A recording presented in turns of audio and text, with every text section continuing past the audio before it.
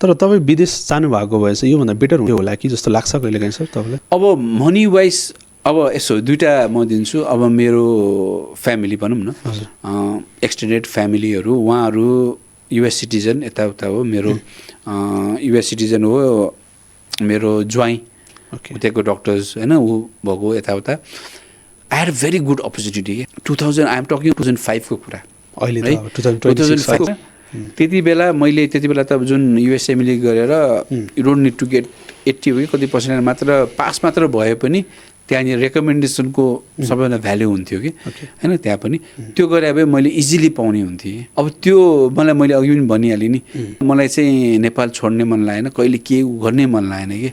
मेरो मम बुवा मुवाले गरेर पनि हो होइन, आफ्नो परिवार यताउता फ्यामिली अट्याचमेन्ट तपाईँलाई? फ्यामिली अट्याचमेन्ट हुन्छ। अरू के गरौँ, के देशमा के गरौँ भन्ने चाहिँ एउटा चाहिँ पहिलादेखि नै सिम्पल कुराहरू।